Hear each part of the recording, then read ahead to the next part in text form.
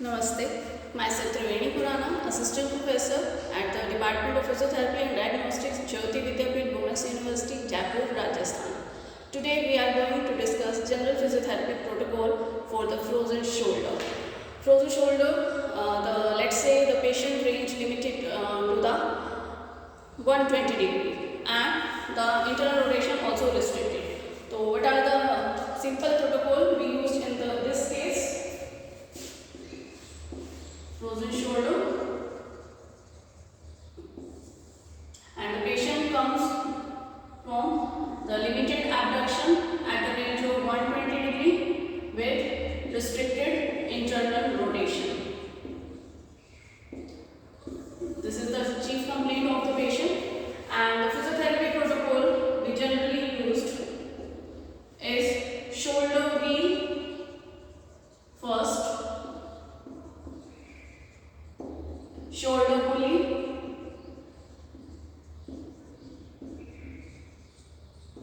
Codman's or pendulum exercise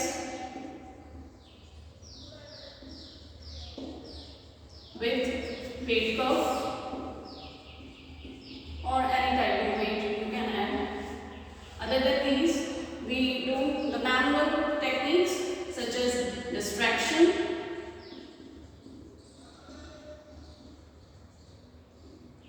glides or mobilization,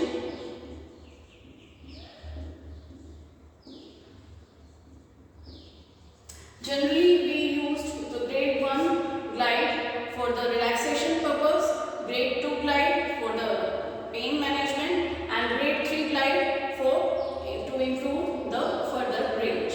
So glides and mobilization in the case of frozen shoulder, as the patient seems the restricted abduction at 120 degree. So you know the abduction 120 degree is done with the help of AC joint, SC joint and scapular thoracic joint. So we have to do the mobilization at glenohumeral joint, AC joint, acromioclavicular joint, sternoclavicular joint and scapulothoracic joint. We have to do all glides, and especially for the abduction we generally use the inferior glide. Inferior glide is used to improve abduction range. Anterior glide is used to improve flexion range, and posterior glide is used to increase extension range. So other than distraction and mobilization, we do range of motion exercises, free range of motion exercises, assisted in sideline with weight cuff. Patient should be lying in his on side, and the weight cuff tied at the wrist joint, and we have to do assisted movement in abduction, extension, flexion. Other than range of motion exercises, we generally do internal rotation and external rotation, isometrics. It is very useful to improve our restricted internal rotation, and multiple angle isometrics for other shoulder motions.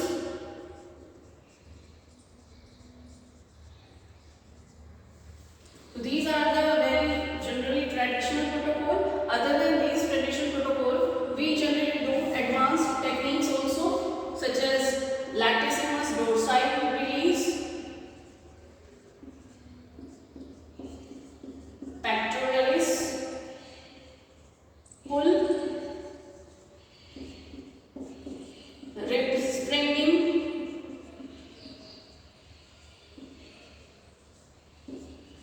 we generally see in our cases the platysma release is very helpful to improve the ranges of shoulder in case of frozen shoulder. So we also add the platysma release in case of frozen shoulder. Generally platysma release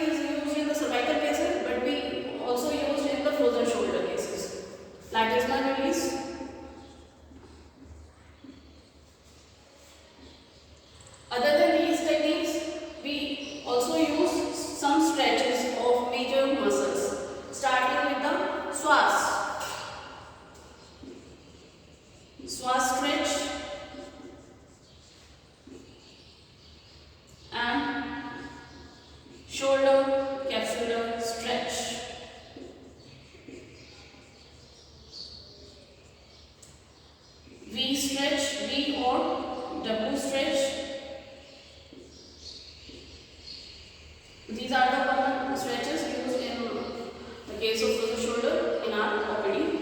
Other than these, we also do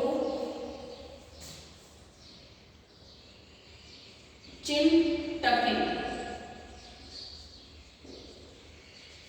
Chin tucking, it is used in the cervical cases also and in frozen shoulder cases also.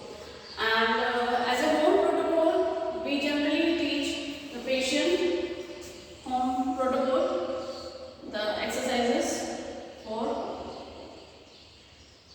home. The first one is shoulder shrugging.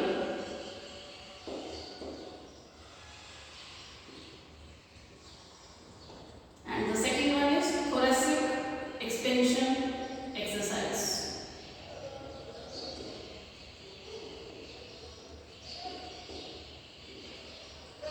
Along with these exercises, we can use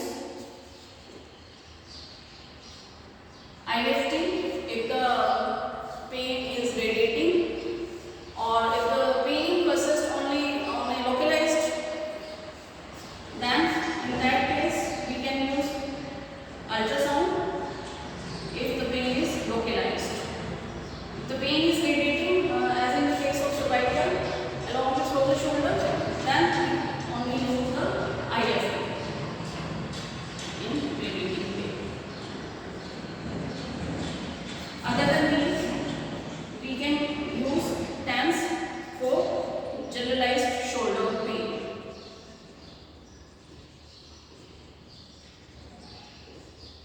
Or NEMS is used when we should eliminate the pain along with strengthening of muscle. Then in that case we use NEMS. So this is the common protocol we generally follow for our frozen shoulder cases. That's all for today. Namaste.